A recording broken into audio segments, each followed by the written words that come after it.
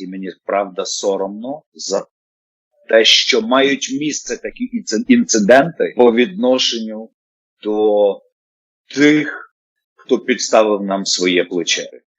По ознакам узурпації влади нашим президентом теперішнім України. Ви абсолютно праві в своїх оцінках.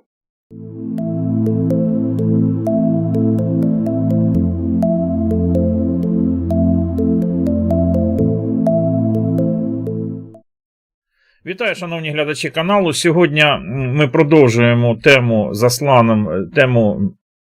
піднімати цю тему, що заколотив Офіс президента нашої держави. Минулого засідання на Раді національної безпеки президент, це позаминулої п'ятниці, звернув на це увагу. Цієї п'ятниці я ось перевіряв його сайт, ніякої інформації по нашому питанню немає. З нами Андрій Шараскін, хто знає його, це депутат від партії «Голос». Поки що я буду казати від себе, а потім попрошу Андрія прокоментувати мої слова, може де в чому помилився. Він прийшов у Верховну Раду, коли склав свій мандат лідер партії «Голос» Вакарчук, я так розумію. Правильно, Андрій, чи ні? Так точно. Так. Ага. Ось. Ну, це дуже добре, що з нами депутат. Вітаю, Андрій Шараскін. Вітаю, Андрія, з нами. Дякую, що погодились. Вітаю. Дай Боже вам усім. Так. Значить, обговорюємо цю ситуацію, коли добровольці чеченського батальйону Шейха Мансура і одна людина з батальйону Крим, кажеться правильно, так? Попала в цей санкційний список. Ми дуже з багатьма людьми спілкувалися на цю тему. Ми, до речі, до сьогоднішнього дня ми так і не з'ясували, і не зрозуміли, хто особисто, хто персонально, яка структура, СБУ, там, прокурорські, МВД, Аваковські, хто особисто подав ці прізвища і хто їх затвердив. Оце для нас до сих пір незрозуміла ситуація, ніхто не відповів нам, ніхто не знає цієї інсайдерської інформації. Андрію, скажіть, будь ласка, у вас є якісь з цього приводу думки? Ви щось про це знаєте чи ні? Відразу за кілька днів, коли з'ясувалося, що бійці є в цьому санкційному списку, звісно ж, я з колегами почали процес по тому, хто персонально вніс ці списки. Ми навіть направили кілька запитів, але ще до того на одній з спільних нарад я напряму запитав віце-президентку, не віце-президентку, віце-прем'єр-міністерку стосовно того, вона як член Кабінету міністрів, член Ради нацбезпеки і оборони, дала відповідь, те, що матеріали під грифом секретно, але внесено і повністю весь список готувало Міністерство внутрішніх справ. Угу. Потім цю відповідь потвердили і в Офісі президента, коли ми звернулися до Офісу президента разом з колегами. Ми створили міжфракційне об'єднання депутатів, ветеранів у цьому скликанні, в який увійшли і 3 депутатів-ветеранів із «Слуги народу», 3 з «Європейської солідарності» і 2 ветеранів нас з «Голосу» фракції. Ми направили це звернення в Офіс президента, де також потвердили, що Офіс президента до формування списків нічого спільного не має, що повністю вся підготовка велась Міністерством внутрішніх справ.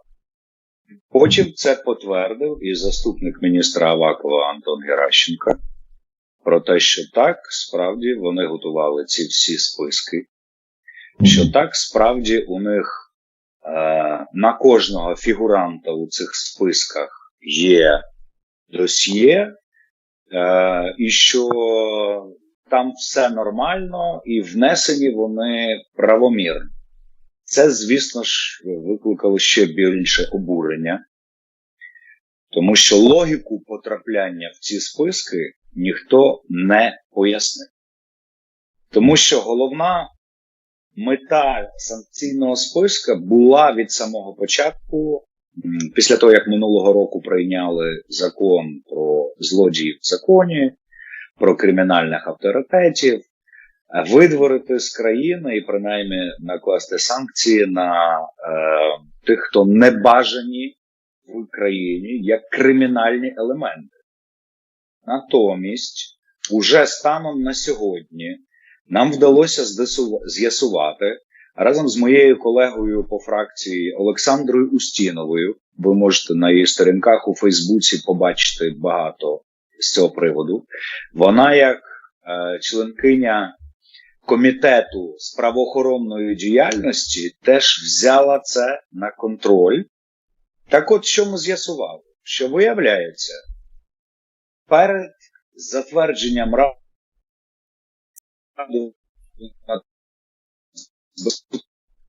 санкційний список, де справді була якась кількість так званих злодіїв в законі, кримінальних авторитетів, але в остаточний список багато з них не потрапили. Натомість туди потрапили їхні охоронці, водії і таке інше. Про це детально на сторінці в Олександри Устінової є. Тепер ще один момент. Коли ж ми звернулися з тим, на яких підставах у цей кримінальний список попали бійці батальйону Шейха Мансура, а це мої бойові побратими, тому що ми всі були разом в одній структурі Української добровольчої армії, а батальйон Шейха Мансура починав діяльність у складі нашого 8-го окремого батальйону. І ми перетинались неодноразово і на фронті, і в тилу, і в базах, і тому це моя персональна теж відповідальність за це перед своїми побратимами по зброї. У відповідь на наші запити, в який спосіб у кримінальні списки потрапили бійці, нам формально повідомили, що на кожного з них є справа. Як виявилося, що справа є далеко не на кожного. Один з бійців, ви згадували, який чеченець, але громадянин України, народжений в Україні, з батальйону Крим. У нього взагалі за все своє життя він не отримав жодного звинувачення. Він жодного разу не був у відділку поліції, не знає, як він зсередини виглядає. А він громадянин України? Він громадянин України. Оце вже цікаво, це вже цікаво. Це стало однією з родзинок того, що взагалі громадянин України, про те, що так, він чеченець за походженням, він абсолютно сумлінний громадянин, ніколи до нього не звертались правоохоронні органи, і раптом він попадає в цей список. Угу. Коли цей факт став відомий, то тоді зі структури МВС нам сказали про те, що, можливо, його ми виключимо з списку. Ви розумієте, як це звучить? Особливо, коли ми почали розбирати інші справи. Угу.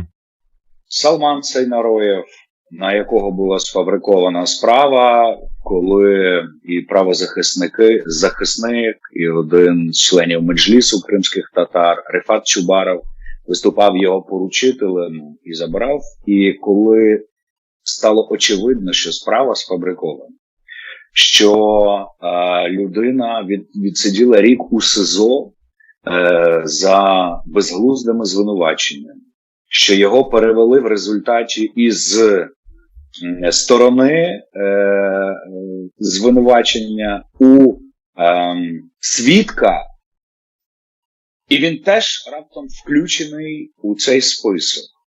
Я вже не кажу про ряд інших, до яких насправді немає питань.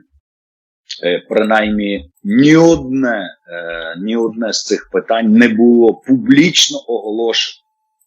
І це важливо. Так от, найбільше нас, скажімо так, здивувала логіка і це питання, чому ж вони включені в кримінальний список.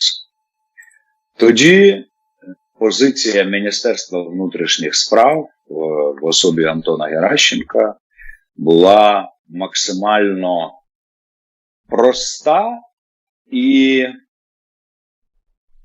він її озвучив як політична воля президента позбутись небажаних осіб. Після чого, звісно ж, ми звернулися і в Офіс президента повторно, де повністю заперечили будь-яку підготовку, а тим паче персональний розбір списку санкційного. І більше того, радник з питання того, радника президента Андрія Єрмака Андрій Ляхович теж взявся розбиратися у цій справі. До цього вже підключилася так само кризова рада у складі кількох ветеранів і міністерки з питань ветеранів. Вони теж вивчають ці питання, в який спосіб і чому саме бійці змогли опинитися у цьому списку. Хочу помітити, що там не тільки бійці, там іще цілий ряд осіб, і це вже Духовне управління мусульман Криму, подали ще 11 людей на те, що незрозумілі підстави, чому їх внесли у цей список, і правозахисники, які теж слідкують за цією справою. Станом на сьогодні питання розглядається і в Офісі президента, питання не закрите і у Верховній Раді, хоча правоохоронний комітет пішов на поводу у Міністерства внутрішніх справ і переглянув своє рішення заслуховувати в таємному режимі причини внесення бійців. Для нас очевидно, що це тиск зі сторони МВС на своїх депутатів і голову комітету Дениса Монастирського, і щось таки заставило його передивитися рішення комітету попереднє. Вони відмовилися від цього. Тут прикінцево, я перепрошую, що зайняв стільки часу, бо ви запитали про цей інсайт. Угу. Мені здається, тут важливо, власне, цю логіку пояснити. Тобто, станом на сьогодні, в Верховній Раді і міжфракційне об'єднання, і ще цілий ряд депутатів, які зацікавлені в встановленні справедливості і шукають механізм виключення з санкційного списку. Це перше, а найголовніше – неповторення цього в майбутньому. Момент другий. Кризова рада при Офісі президента, вповноважені з АТО в Офісі президента, теж займається цим питанням. І за їх повідомленням, буквально 2 дні тому, вони шукають правовий механізм, аби зрозуміти, в який спосіб можна повернути цю ситуацію в зворот. Ми їм говорили про те, що вводить в дію президент своїм підписом, тому своїм підписом він може і виключити цілий ряд бійців, на що ми отримали відповідь, що так, але підпис – це вже як остання дія, а до того має бути прописаний оцей правовий механізм, на підставі чого, чи фактів, які відкрилися, але тоді потрібно, хто їх надав, чи відповідно положень, які існують про Раду нацбезпеки, про те, що неправомірно включені були або недостатньо перевірені, або про це ж мусить відповідати посадові особи з структури Міністерства внутрішніх справ, які допустили це включення. І тому такий механізм ще шукається. І це далеко не крапка. Зі своєї сторони ми вже повідомили, що наступного тижня, це сесійний тиждень, ми будемо піднімати це питання знову і в Верховній Раді.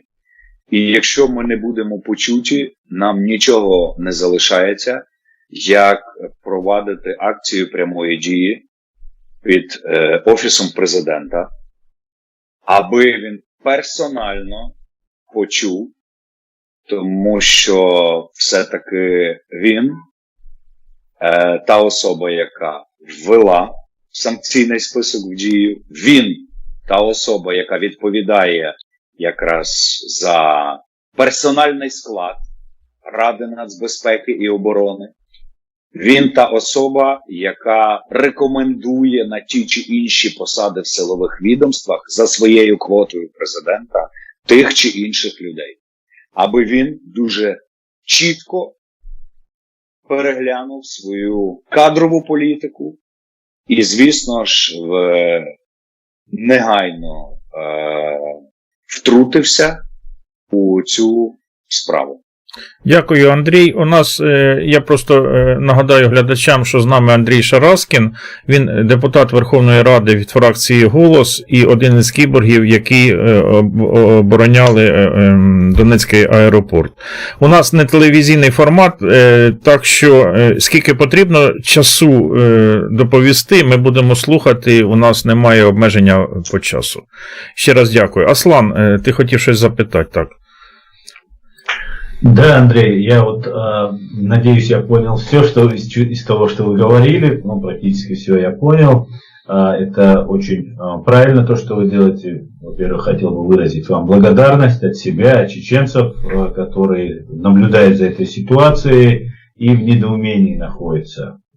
Ну и хотел бы задать вопрос по поводу, вот вы сказали, что будут проводить акции перед администрацией президента или офисом президента. Когда вы планируете и собираетесь ли вы выходить, наверное, этот вопрос адресовать стоило бы не депутату, но все-таки как украинцам, обоим вам на уровень вот, европейского правозащитных организаций, организаций, связанных с тем, что вот происходит массовое нарушение не только вот представителей батальона, но вот мы разговаривали с Борисом Захаровым, что это такая волна этнического выселения происходит в Украине. Опять же, хотел бы сказать, что я знаю, непосредственно знаю, что в Украине есть агентура, и некоторая эта агентура говорит на чеченском языке, к большому сожалению. А ко мне тут обращалась агентура на чеченском языке, которая, я сообщал об этом у себя в эфирах, которая меня склоняла к тому, чтобы я, имея много друзей, общения много с украинцами, чтобы я добывал информацию и так далее. Об этом я, конечно, сообщил и немецким правоохранительным органам, и украинцам сообщил, кому считал нужным. И в этом плане эта работа будет продолжена, как говорится, до победного конца, Андрей. Ваша работа, то, что вы будете отстаивать демократические правовые нормы. Дякую за запитання, Аслан. Перше, мені дуже соромно про те, що Україна знаходиться остання. За нами тільки Росія і Білорусь з європейських країн по правам людини, по ситуації з захистом прав людини. Про це говорять якраз дуже багато справ і в Європейському суду з прав людини проти держави України. Я розумію, про що ви говорите, і тут направду доводиться констатувати, що ми не наблизилися ще до правової держави, де цінується людина і відстоюються її права. На жаль. Тому я відразу останнє ваше з останнього запитання скажу про те, що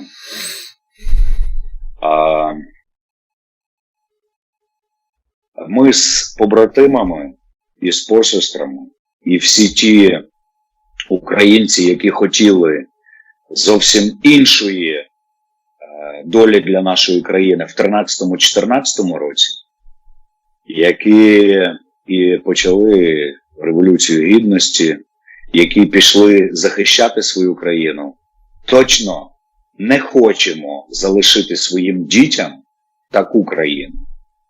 Тому ми будемо робити все, що від нас залежить. Це перший момент. Другий момент про те, що питання і бійців, і інших неправомірно включених в списки.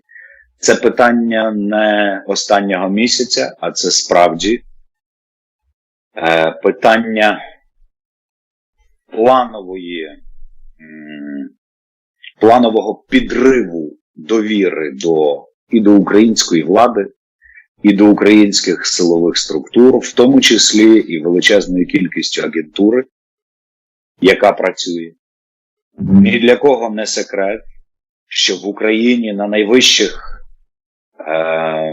посадах до 2014 року перебували не просто агенти, а громадяни Російської Федерації. Тому скільки їх до цього часу знаходиться тут і на якому рівні у них взаємовідносини, ми бачимо в тому числі і через те, як проводяться такі дії.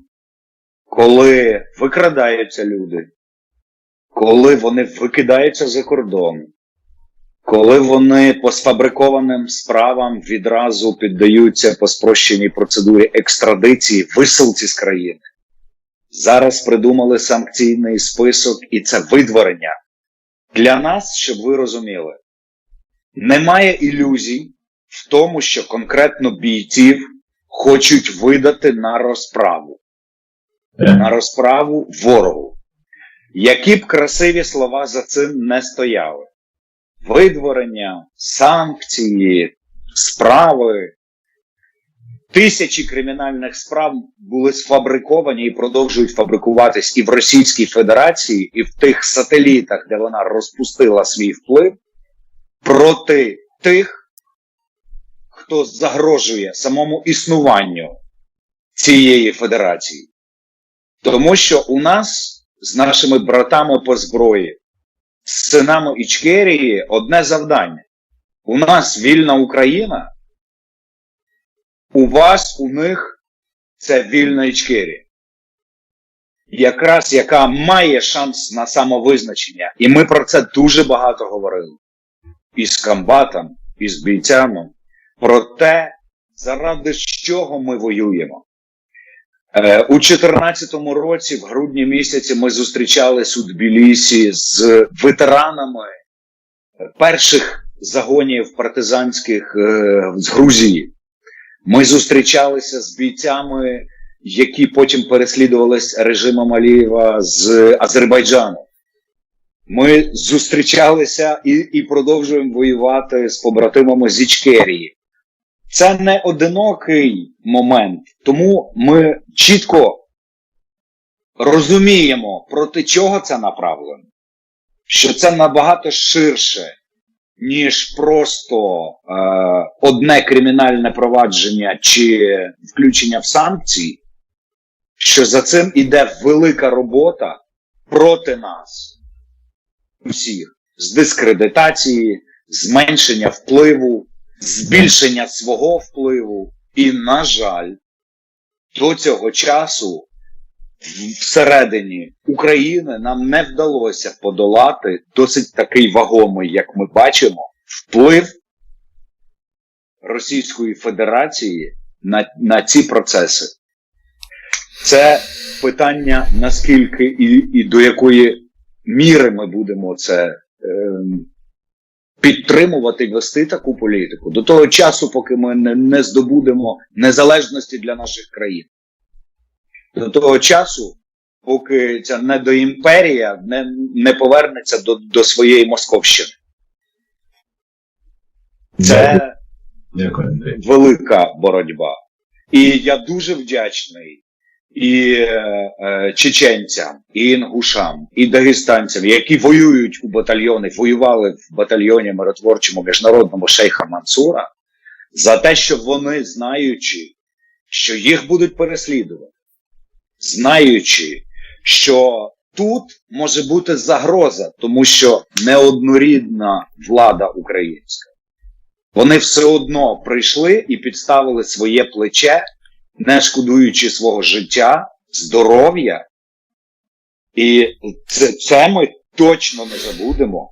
Принаймні всі ті, хто не на словах, а на справі розуміє, що таке боротьба і що таке справжнє плече твого брата по зброї.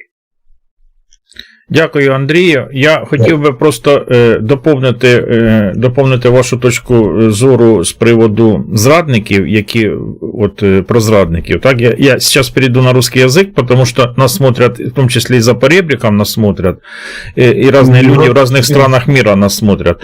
Так вот, я об этом говорю в каждом своем интервью, что в силу своей блогерской деятельности общаюсь с разными людьми, в том числе со спецслужбами Российской Федерации, которые один человек мне задал вопрос буквально года 2 назад приблизительно.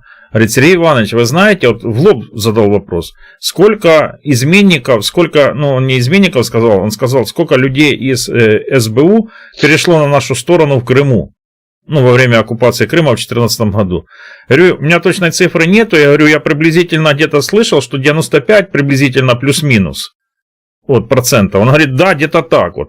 А там же перешли не только сотрудники СБУ, там перешли прокурорские, и милиция, и суды, и вся эта верхушка, административная верхушка правоохранителей, приблизительно больше 95% в Крыму перешло на сторону, они сейчас их называют трофейные. Реально называют трофейные. А у него контрольный вопрос был ко мне. Говорит, а ты живешь в своем Днепре. Говорит, как ты думаешь, сколько в 2014 году перешло бы, если бы был оккупирован Днепр, да? Или Харьков? Сколько бы стало на нашу сторону силовых структур? Говорю, я не знаю, я думаю, что много. Он говорит, не меньше 90%. Говорит, ты понимаешь, насколько мы хорошо работаем в Украине? И работали, и работаем. И он заставил меня задуматься. У меня сейчас такой вопрос риторический, потому что у меня нет ответа на этот вопрос. Может, просто, не знаю, у вас будет ответ у Андрея на этот вопрос или не будет, хотя бы заставить задуматься наших зрителей, и в том числе и Андрея, может быть, других людей.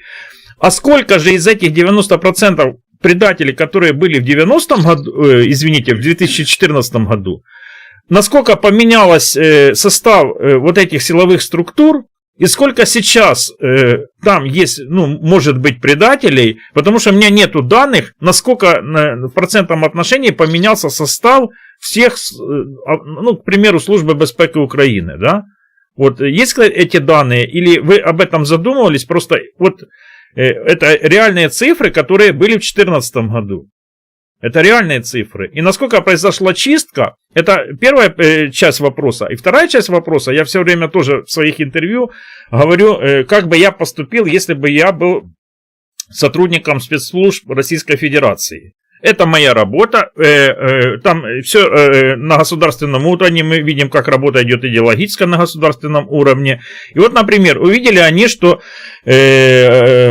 Верховная Рада приняла законопроект о криминальных авторитетах и будут вноситься, составляться списки. Я как куратор, как руководитель какой-то службы или какого-то отдела, я дал бы команду своему человеку в Киеве, и не одному, потому что в разных там структурах есть люди и разные направления, дать команду разработать вариант, внести людей, которые воевали, в эти списки, заплатить там $5 тысяч, $10 тысяч, в зависимости от уровня, майор, капитан, подполковник, и внести туда людей.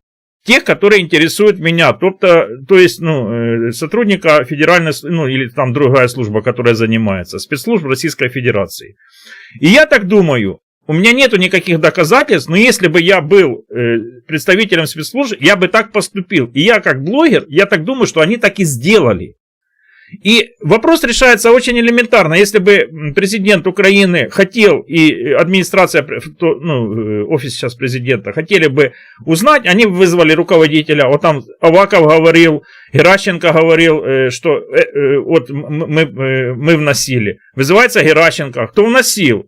Давай сюда клерка. Я не вносил, я руководитель, вносил клерк, там капитан такой, майор такой, давай сюда капитана, майора, с ним разбирательство, служба безпеки, которая преданная Украине, начинает с ним разбираться, и я уверен, что нормально, когда с ними поговоришь, как они умеют говорить, они сразу скажут, что сколько им денег заплатили, или же, может, это было сделано не за деньги, а по идейным соображениям, что намного еще страшнее, потому что если они это сделали по идейным соображениям, а не за деньги, это наоборот еще страшнее. Может, они идейные наши враги, которые сидят у нас в МВД, в СБУ и так далее. Вот такой у меня вопрос. Спасибо. Извините, что так долго, просто подробно вопрос хотел задать. Ну, Сергій, ви самі оговорились про те, що питання риторичне. Ну так, да.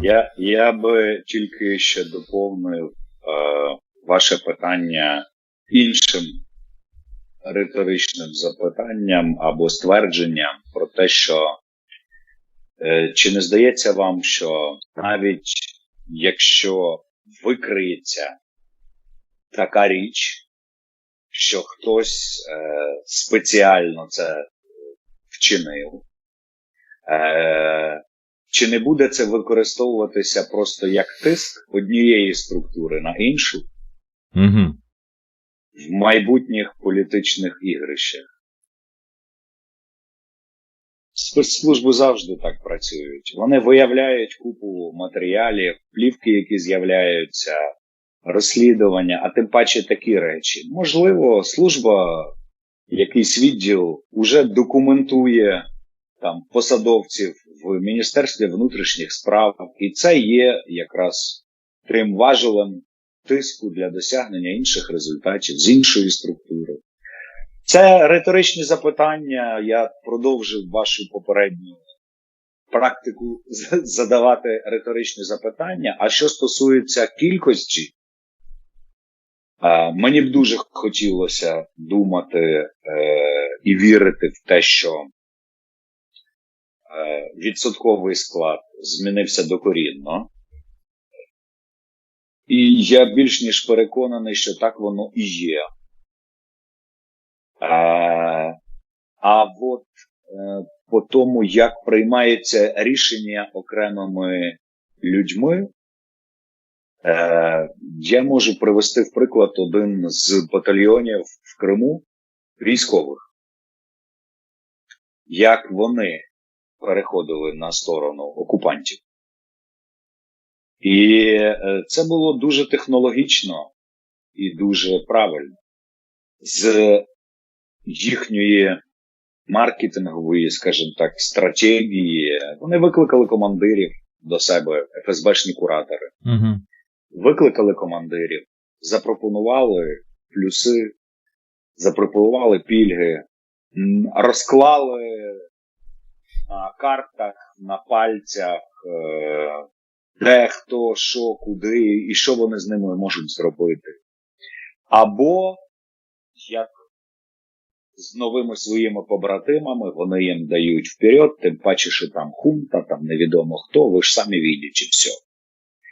І після того командир повертається до себе, бере своїх офіцерів старших, доводить їм інформацію, каже, ну у вас сім'ї, діти і таке інше.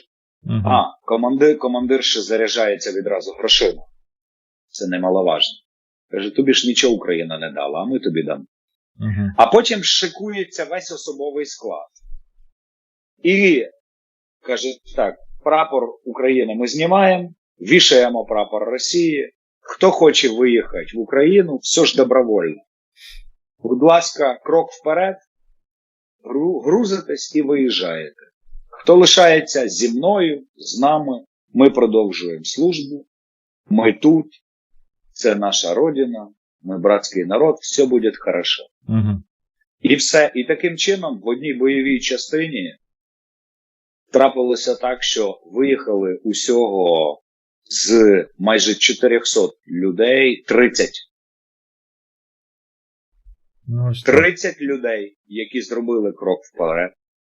Причому, що більше половина з тих 30, там 17, здається, чи 18, були з Західної України і тут служили. Бо їхній дім був не тут. Угу. Їхній дім був на великій Україні, скажімо так, на материковій частині. І все дуже просто, інакше, мабуть, всі 100% залишилися. Тут ситуація трошки інша. І більшість розуміє, що це буде вже пряма колаборація з ворогом. Плюс Збройні сили, сили спеціальних операцій, спецпідрозділи інші, вони вже зовсім помінялись в своєму відношенню і готові виконувати і виконують задачі по нейтралізації таких впливів. Тому тут мені хочеться вірити, я майже впевнений, що відсоток зовсім інший. Нам найголовніше тим, хто точно вболіває і за збереження нашої країни, і за відновлення і нашої територіальної цілісності, і незалежності, дуже уважно придивитись до керівників. Так.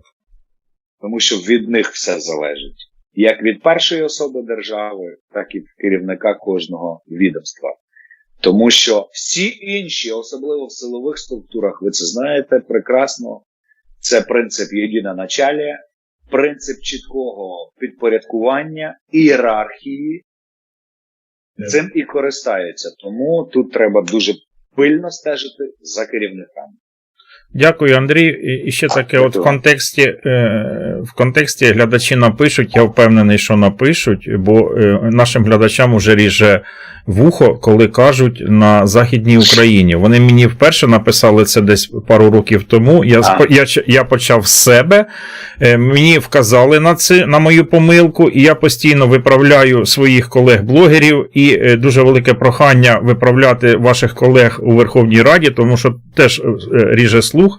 Це наратив, який розробили спецслужби ще тоді Радянського Союзу.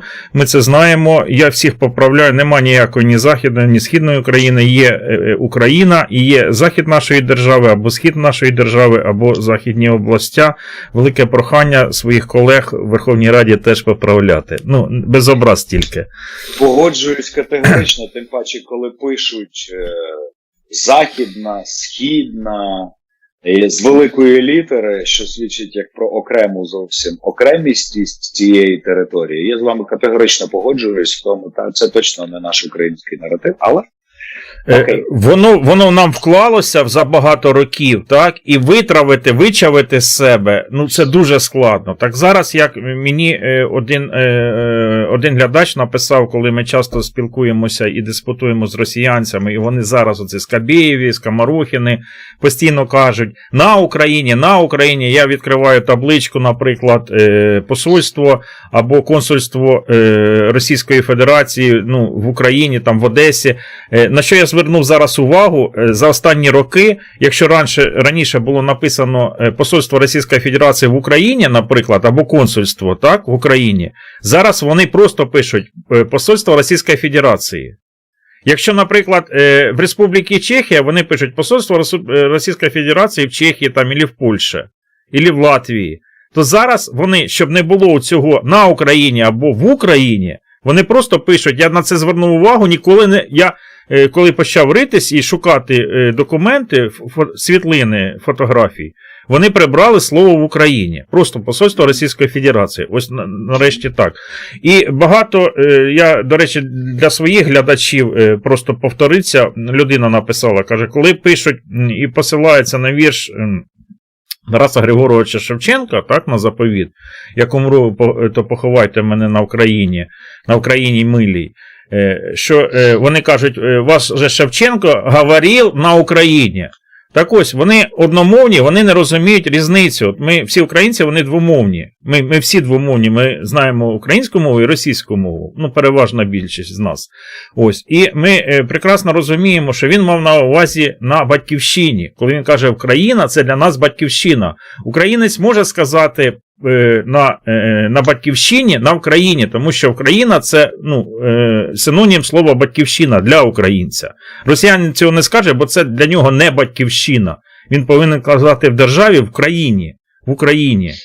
А ми можемо казати на батьківщині, так само, як вони можуть казати на родині. От Шевчук співає пісню «Я їду на родину, пусть кричать у родина там, на родину, на батьківщину, але в Росію і в Україну». Ну, це просто таке елементарно глядачам, тому що багато хто не знає оцих нюансів, що наче ви. На це приниження зі сторони Путін до 2014 року весь час казав в Україні. В Україні. Потім все помінялася риторика, і зараз це скажеться зневажливо, що це територія, і зараз цим вони підкреслюють, що це територія, що це не держава. Вибачте за таку правку, але не міг не сказати. Да, Сергей Иванович, я по этому поводу хотел бы сказать, у России на каждую страну, на каждую оккупированную ими колонию есть свои ярлыки, на каждую национальность, анекдоты, названия, обозначения. Дудаев Джохар Мусаевич терпеть не мог, когда кто-то говорил «Чечня», потому что это такое пренебрежительное отношение было к тому, что вот, фигня, если сказать в более мягкой форме, это вот так было нас обозначено. Например, возьмем тех же чукчей, да, про которых мы знаем только смешные анекдоты. Чукчи — это самый воинственный народ, который больше всего оказывал сопротивление на севере и очень много сражался за свою независимость и боролся. Мы знаем уже, их победили, их очень устроили геноцид, страшный геноцид, о котором никто не говорит. Вот в таком же плане. Та же Прибалтика, да, страны Балтии, они называют Прибалтики, при их Балтии типа. И это специально разрабатывается терминология, они очень важны, очень хорошо, что вы обращаете на это внимание. И я бы хотел сейчас Андрею задать вопрос по поводу вот той ситуации. Вы сказали, что и Джохар Дудаев об этом говорил, что на непримиримых Россия схлестнется с Украиной, будет Крым, будет и так далее. И сейчас я вижу, что да, не отстанут. Джохар Дудаев очередной раз оказался прав, так как владел инсайдерской информацией, был очень прозорливым, очень умным таким стратегом. И он прекрасно знал и настроение в Украине, так как был военным и служил везде и с украинцами, и с другими народами. И я нисколько не сомневаюсь, что Россия не отстанет никогда от Украины. Никогда, пока она существует. Россия имеется в виду. Или пока существует Украина. Да, независимая, незалежная Украина. И как-то Пол Гоббл, такой есть американский профессор, у меня в интервью сказал, что Россия, и ранее он об этом говорил, Россия будет соблюдать международное право, когда в ясный день со стен Кремля будет видна граница России. Вот до тех пор понимает ли украинское общество, особенно те, кто защищают Украину, патриоты Украины, что никогда от вас Россия не отстанет? Вот нет шансов, просто нет. Будут самых непримиримых убивать, как-то нейтрализовывать их, дискредитировать. Что они умеют, так только провокации, убийства, подкупы, вот эти вещи они умеют. Понимает ли украинское общество, украинское патриотическое общество, что никогда не отстанут от вас, и что вы для этого делаете? Я, например, я 2 года назад, в 2018 году, писал письмо в Раду с тем, чтобы было решение Европарламента, резолюция Европарламента о признании геноцида 1944 года, когда депортировали крымских татар. В этом же году, в 1944-м, депортировали чеченцев и ингушей.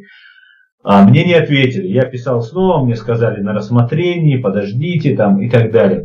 ведется ли какая-нибудь работа, или собирается ли она вестись, ну что можно сказать, да, что не составляет государственной тайны, с какими-нибудь диаспорами, с той же татарской диаспорой, не крымские, а вот российские татары, которая очень большая, здесь в Европе она есть, в Англии у них представители, а с чеченской, я думаю, тоже какая-то работа должна была бы вестись, так как мы уже независимое государство и выходили на равных, как и Украина из Советского Союза, на равных, мы как союзная республика выходили. Ведется ли такая работа и понимаете ли вы, что никогда от вас Россия не отстанет? Вот в том виде, в каком она сейчас существует, Россия. Дякую, Руслан, за таке запитання. Звісно, патріотична частина і всі, хто цікавиться, вони чітко для себе вже це зрозуміли. Супер. Що ми просто приречені бути фронтиром. Сусіда ми не змінимо, але ми можемо разом з іншими сусідами створити для них, скажімо так, свою зону відчуження і обнести це все парканом.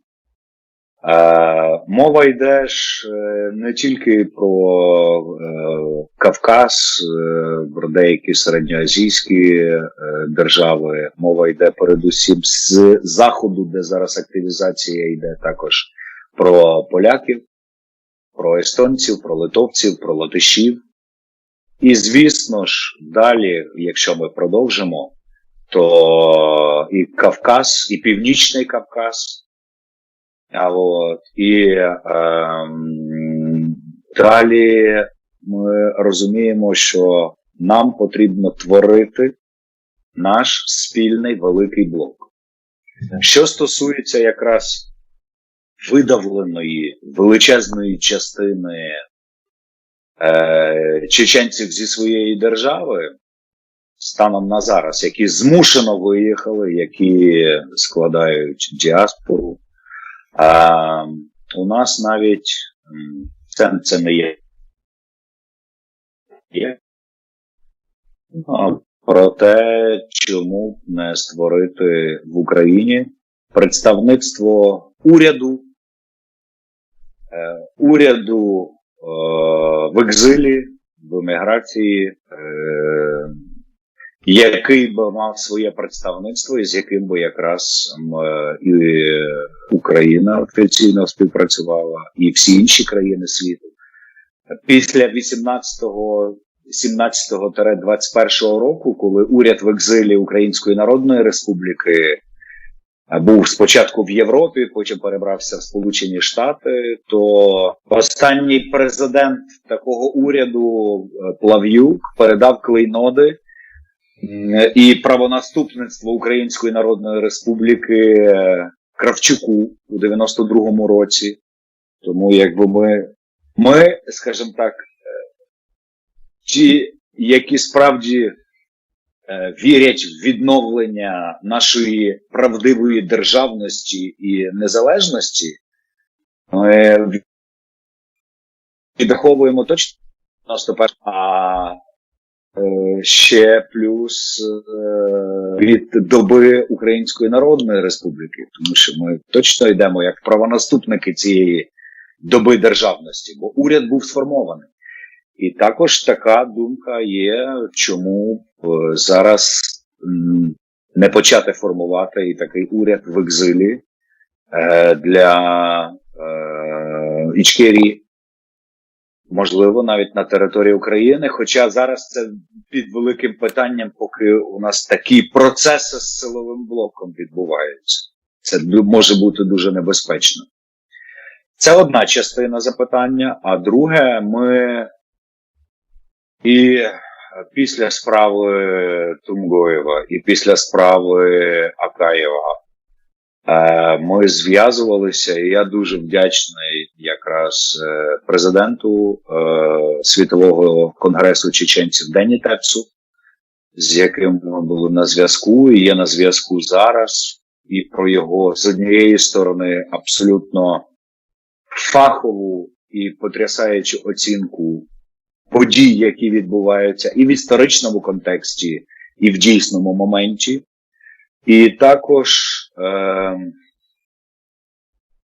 я повністю розділяю його погляд на ті процеси, які відбуваються і зараз, і мені правда соромно за те, що мають місце такі інциденти по відношенню до тих, хто підставив нам своє плече. З меджлісом кримських татар, звісно ж, ми теж повністю працюємо. І патріотичні спільноти, ви, мабуть, знаєте, що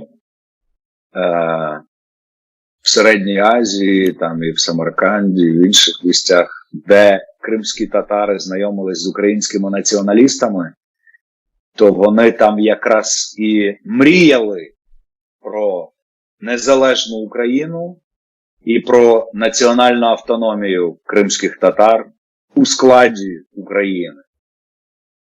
Тому це давня історія, яка нас поєднує і яка буде розвиватися.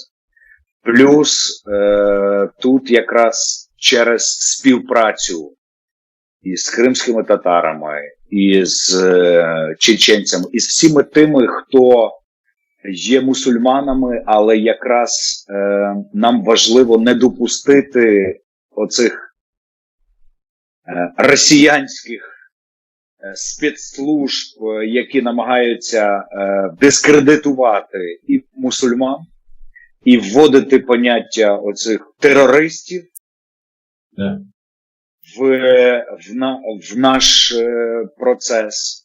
Тому ми і в цьому плані багато співпрацюємо з тим, щоб дуже чітко показувати і пояснювати, що ми всі під Богом ходимо, що ми всі навколо однієї ідеї гуртуємося. І це нічого спільного з, скажімо так, з екстремізмом, з тероризмом і іншим немає. Найголовніше – це у нас відстоювання своїх прав, свобод і об'єднання цих зусиль. Тому ми тут точно союзники, дуже великі. Дякую, Андрій, що ви звернули увагу на те, що в 2018 році УНР – це дуже велика проблема для нас. От я ще раз нагадую і глядачам каналу, звертаю нашу увагу на це. Буквально пару тижнів тому ми в Дніпрі відкривали Центр Азербайджано-Української дружби, нове відділення, яке було присвячено 103-й річниці утворення Азербайджанської республіки. І ось це було дуже знакове, і мені було, знаєте, білою заздрістю трошки було сумно, тому що вони святкували 103-ю річницю, і ми були на святі, нам було дуже приємно, нас нагороджували там грамотами за те, що ми освящали події в Карабахі, коли була оця все, ми правду розповідали. А ми будемо в цьому році офіційно 30-річчя, сподіваюся, що ми зустрінемось в Києві з глядачами і з вами. Ось, а ми 30 років будемо відзначати, а вони відзначали 103-ю річницю. Отут велике питання, і багато істориків задають питання, чому Україна у 91-му році так не підтягнула ту свою УНР 18-го року, так, і там вже був акт злуки і все, і можна було б відзначати зараз 103-ю, 104-ту, 105-ту річницю вже згодом, правильно? А ми будемо відзначати 30-річчя. Оце дуже великий такий дякую, що ви на це, ми теж на це звернули увагу. І на що ми ще дуже звернули увагу, що у Кремлі дуже бісяться, насправді дуже бісяться, коли ми на горизонтальному рівні, Україна, тобто, так, на горизонтальному рівні встановлює якісь відносини держава з державою, наприклад, а ми, як звичайні громадяни, громадське об'єднання з громадськими об'єднаннями з іншими державами, без участі старшого брата. Ми можемо домовлятися, ми можемо контактувати, ми можемо робити якісь корисні справи без старшого брата. Старший брат тут не потрібен, і це їх дуже бісить, насправді дуже бісить. Коли в Дніпрі ми зустрічалися, азербайджанська діаспора домовилася у єврейській мінорі на концертний зал, де виступали метри, там був камерний, я зробив відеорепортаж, там дуже серйозні виступав диригент із Азербайджану, а камерний оркестр з України, і в єврейській мінорі, і гості з усього світу, і це було дуже показово, реально було дуже показово. Ми показали, що в нас немає ніяких ні національних, ні етнічних, ні релігійних, і ми можемо в нашій державі спілкуватися на рівних з усіма національностями і віросповіданнями. І зараз їхня, я от просто дивлюся, вони зараз намагаються розхитати ситуацію. Бендєровці, вже цей мем вже в них і не працює про бендєровців, ми скільки разів розповідали і про Бендеру, про історію, і про Шухевича, і про УПА, і то вже з'їдена тема. Але от насправді, дякуючи таким стосункам, дуже сподіваюся, що на горизонтальному рівні ми робимо дуже велику справу. Я вибачаю, що я просто сам про це розповідаю, але хотілося на це теж звернути увагу. Так, а до Андрія в мене ще таке питання про тему нашої бесіди. На що я теж звернув увагу? В силу своєї роботи я дивлюся і підглядаю за те, що робиться за поребриком і за Російською Федерацією. Там Путін створив політбюро, багато хто аналізує ситуацію, хто ж керує на Росії, і хто керує сам Путін, чи якась кліка, чи що. І якщо подивитися, проаналізувати ситуацію, там більш за все вони збираються, наші збираються по п'ятницям, я не пам'ятаю, вони по четвергам збираються, чи теж по п'ятницям, Совет національної безпеки і оборони на Росії. Ось. І там цей Совет національної безпеки і оборони називають політбюро, яке керує Російською Федерацією. Вони приймають рішення, вони вирішують стратегію, куди буде по відношенню до України, до інших держав, і потім це просто документально або юридично узаконюється Государственною Думою Російської Федерації. Все вирішує це політбюро Совет національної безпеки.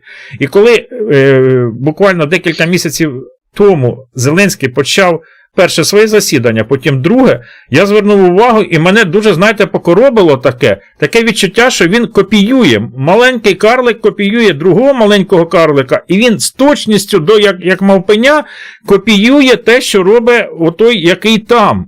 І зараз, коли я дивлюся, що наша Рада національної безпеки і оборони всупереч Верховній Раді, всупереч Конституції приймає якісь рішення, то мене турбує, і вони приймають ті рішення, які бажає народ. І тут дуже велика небезпека, що народ дивиться, так він же ж все правильно робить. В принципі, він це правильно робить, people це хаває, але народ на це не дивиться, що ми народжуємо маленького диктатора. Виходить так?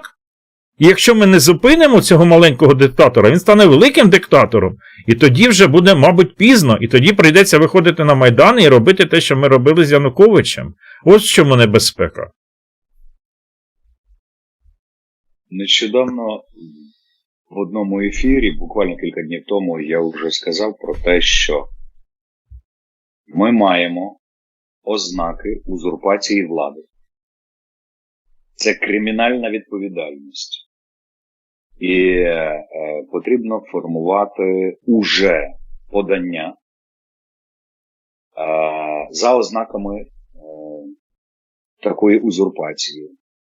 Відразу зв'язались кілька правників, і станом на зараз, як виявилося вже в кількох організаціях інших, теж готові такі подання до судів на розгляди.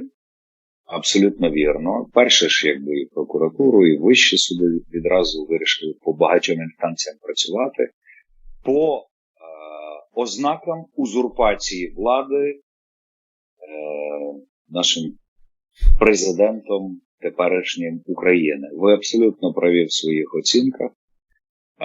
Це одна сторона. Друга сторона, я думаю, що таке копіювання усього, що тут ближче, це через неосвіченість і радників в тому числі, тому що ви зауважили дуже правильно, що ми в більшості своїй двомовні, і набагато простіше подивитися, а що ж там зробили, куди ми будемо йти, чим спробувати перекласти або вникнути в іншу сторону кордону до наших сусідів, подивитися, в який спосіб Польща з 90-х років зробила такий стрибок до такої якості життя і до профіциту бюджету, а з 16-го запустила свою систему територіальної оборони, нову вже для себе. В який спосіб вдалося країнам Балтії наростити свої спроможності і принаймні синергетично працювати з Європейським Союзом і втримати свої інституції. В який спосіб можна добитися зовсім іншої динаміки в позитиві, до прикладу, там для IT-галузі чи створюючи хаби, як зробило це Торонто впродовж останніх кількох років, де зараз концентрація стартапів високотехнологічних набагато вища, ніж залишила в Силіконовій долині. Ого, я не знав цього. Та, дивіться, зараз Канада завжди була більш ліберальною версією Сполучених Штатів, а тут вони дуже здорово, локально, власне, в одне місто почали задіювати свої додаткові потрясаючі механізми і працювати в цьому. Тому я думаю, що тут лінь, небажання вчитися, дивитися трошки далі, розбиратись в нюансах, також відіграє свою роль. Дякую, Андрій. Я думаю, що, не знаю, на 30-річчя там Офіс Президента готує якийсь сюрприз. Я вже боюся їхніх сюрпризів, тому що минулого року ми коли зібралися, і вони підставили дуже багато людей, ми приїхали з цієї України, ми чекали, і люди поприходили з маленькими дітьми, бабусі поприходили, старі люди і вагітні люди, а вони зробили той концерт, а люди чекають, годину, другу чекають, і брали на ізмор, як то кажуть. Мені це так не сподобалося, що офіційна влада перелопатила, отак зробила. Нам потрібно було, ніхто ж не розумів, ми зібралися на 9 годину, а вони промиронували нас, ми з 8 почали збиратися. От я не знаю, тут така кругла дата, 30-річчя, потрібно їхати в Київ. Як будуть ці заходи, я думаю, ми будемо спілкуватись на Фейсбуці, громадські організації між собою якось будемо об'єднуватися з приводу... Сергію, я здивований, що ви подивовані, тому що насправді це ж очевидно уже давно, і навіть не з цієї каденції, і не з минулої, і не з Януковича, що у нас окремо існують державна влада зі своїми інтересами, і зовсім окремо існує весь народ України зі своїми інтересами. Тому і вони не пересікаються ніде, окрім моменту, коли той же народ України мусить сплачувати податки. Так. Все. Більше це ніде не пересікається. В цій країні до цього часу, на жаль, питання простих людей не стоїть взагалі. Ви подивіться, навіть на то, в який спосіб формуються бюджети, про що говорять і як. Взагалі воно не стоїть. Тут питання виживання і питання влади самої по собі. Ми готові, як українська влада, заганяти в борги наші прийдешні покоління і брати черговий транш МВФ, виконуючи будь-які додаткові забаганки. З однієї сторони ми отримуємо 2, 3, 5, найбільший був 7 мільярдів позики. Натомість ви ж знаєте цифри, це легко провірити, більше 10 мільярдів щороку українські трудові мігранти передають сюди. Це головний інвестор цієї країни, на якого всім наплювати просто. І тому нам, на жаль, відповідаючи на питання Аслана, якби ми бачимо перспективу, як ми будемо боротися і не будемо, нам ще треба цю країну зробити своєю, правдиво своєю. І ми обов'язково цього доб'ємося. І 91-й рік буде в історії славний тим, що це буде відновлення української державності, яка нами здобута ще у 1918 році. І ми точно будемо святкувати наше більше ніж 100-річчя. І я дуже сподіваюся, уже швидко. Дякую, Андрію. Дякую, Андрію, за вашу інтерв'ю. Дивіться, в мене багато ще запитань, але не по темі. Якщо буде колись можливість, тут нова партія у нас з'явилася, «Наш дім Україна», яку Колєсніков, Україна наш дім створив. По Верховній Раді багато запитань хотілося б обговорити, але може в наступних, якщо буде час, може ми спишемося, і якщо буде бажання, якісь конкретні теми обговорити. Дякую ще раз. І якщо вам потрібно... На зв'язку. І якщо вам потрібно, наприклад, терміново зробити якесь оголошення або якусь об'яву, або закликати на якийсь захід, будь ласка, не соромтесь, пишіть, ми будемо всім своїх блогерів, всіх своїх глядачів, всі соцмережі підключати, щоб якомога більше людей про це знало. Ну, якщо вам потрібно щось там, терміново, прям терміново. Я дуже дякую вам, я дуже сподіваюся, що уже завтра в нас будуть втішні новини по бійцям, по правовій основі того, як виключити з санкційного списку бійців батальйону Шейха Мансура і батальйону Крим.